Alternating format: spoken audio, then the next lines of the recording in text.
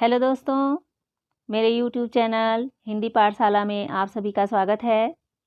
आज के वीडियो में हम क्लास 8th के हिंदी पाठ्य पुस्तक बसंत भाग 3 के चैप्टर 10 कामचोर नामक पाठ का प्रश्न अभ्यास करेंगे।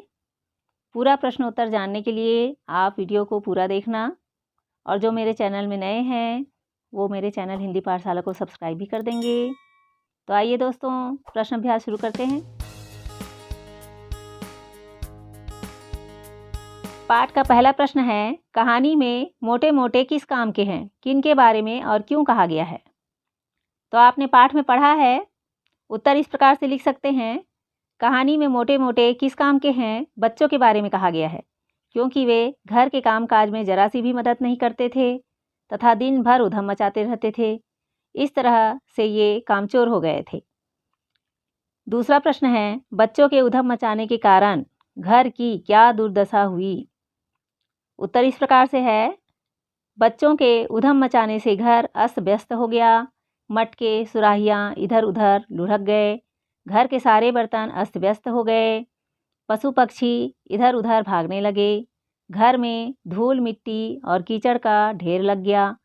मटर की सब्जी बनने से पहले भेड़ें खा गई। मुर्गे मुर्गियों के कारण कपड़े गंदे हो गए। इस वजह से पारिवारिक शांति भी भंग हो गई। अम्मा ने तो घर छोड़ने का भी फैसला ले लिया।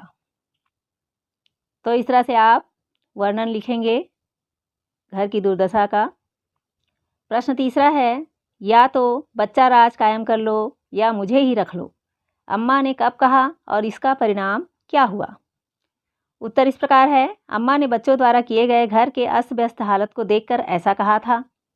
जब पिताजी ने बच्चों को घर के कामकाज में हाथ बटाने को कहा, तब उन्होंने इसके विपरीत सारे घर को तहस नहस कर दिया, जिससे अम्मा जी बहुत परेशान हो गई थी। इसका परिणाम ये हुआ कि पिताजी ने घर की किसी भी चीज़ को बच्चों को हाथ न लगाने की हिदायत दे डाली। अगर किसी ने घर का काम किया तो उसे रात का खाना नहीं दिया जाएगा। तो इस तरह से बच्चों ने जो घर को अव्यवस्थित करके रख दिया था, उसके कारण से उनके पिताजी ने घर के किसी भी चीज़ को बच्चों को हाथ लगाने से मना कर दिया और कोई भी काम को करने के लिए मना कर दिया था। अगला प्रश्न है, कामचोर कहानी क्या संदेश देती है।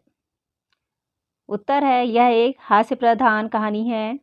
यह कहानी संदेश देती है कि बच्चों को घर के कामों से अनभिज्ञ नहीं होना चाहिए। उन्हें उनके स्वभाव के अनुसार उम्र और रुचि ध्यान में रखते हुए काम कराना चाहिए, जिससे बचपन से ही उनमें काम के प्रति लगन तथा रुचि उत्पन्न हो, ना कि ऊब हो। आगे का प्रश्न है, क्या बच्चों ने उचित निर्णय लिया कि अब चाहे कुछ भी हो जाए हिलकर पानी भी नहीं पिएंगे। जब बच्चों के पिताजी के द्वारा उन्हें काम करने से मना कर दिया गया, तब बच्चों ने निर्णय लिया था कि हम अब कोई भी काम नहीं करेंगे, यहाँ तक कि हिलकर पानी भी नहीं पिएंगे। तो क्या यह निर्णय उचित था? उसका उत्तर आपको लिखना है। बच्चों द्वारा लिया गया निर्णय उचित नहीं था, क्योंकि स्वयं हिलकर पानी न पीने का निश्चय उन्हें और भी कामचोर बना देगा। वे कभी भी कोई काम करना सीख नहीं पाएंगे। बच्चों को काम तो करना चाहिए, पर समझदारी के साथ। बड़ों को उनको काम सिखाना चाहिए और आवश्यकता अनुसार मार्गदर्शन देना चाहिए।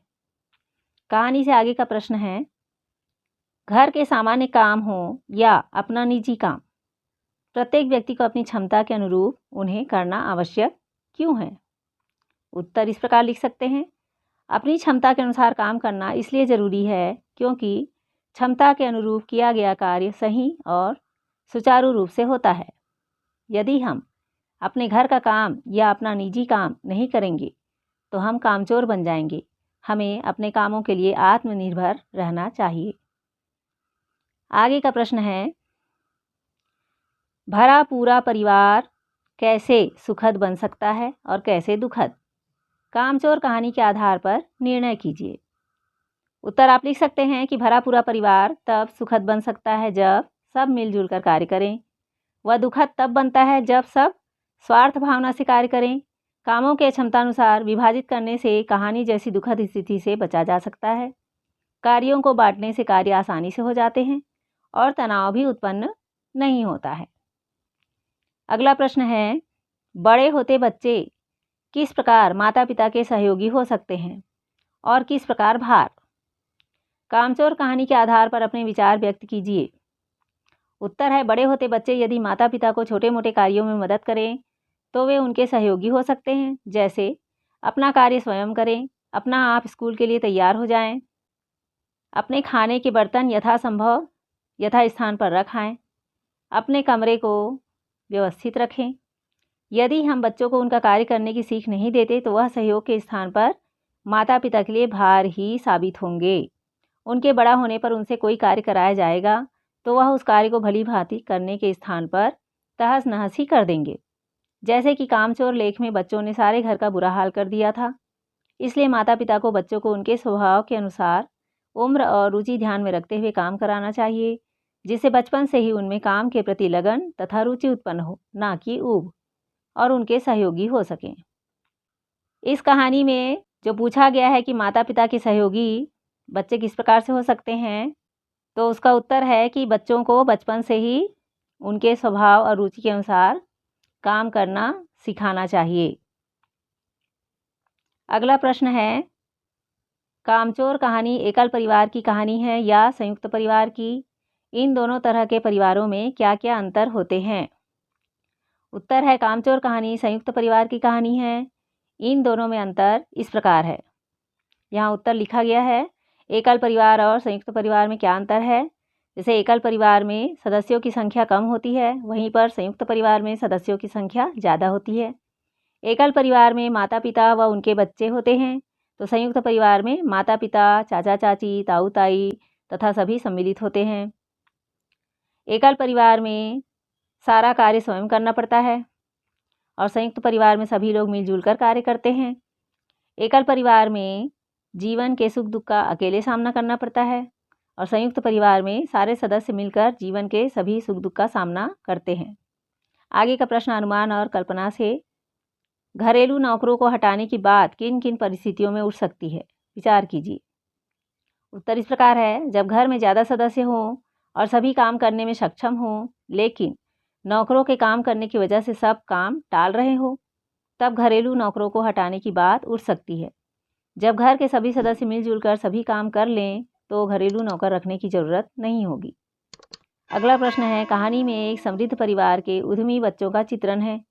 आपके अनुमान से उनकी आदतें क्यों बिगड़ी होंगी? उन्हें ठीक ढंग से रहने के लिए आप क्या क्या सुझाव देना चाहेंगे? तो आप अपने विचार लिख सकते हैं। जैसे यहाँ लिखा है, जब बच्चों को बचपन से ही सब सुख सुविधाएं मिल जाती है, उन्हीं हर जायज़ नाजायज़ मांग उनकी पूरी हो जाती है, तो बच्चों की आदत बिगड़ जाती है। हमें बच्चों को बचपन से ही आत्मनिर्भर बनने की सीख देनी चाहिए। उन्हें सही और गलत की पहचान करानी चाहिए। भाषा की बात से अगला प्रश्न है, धुली बेधुली बाल्टी लेकर 8 हाथ 4 थनों पर पील पड़े।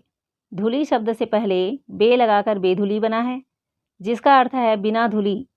बे एक उपसर्ग है। बे उपसर्ग से बनने वाले कुछ और शब्द है, बेतुका, बेईमान, बेघर, बेचैन, बेहोश आदि।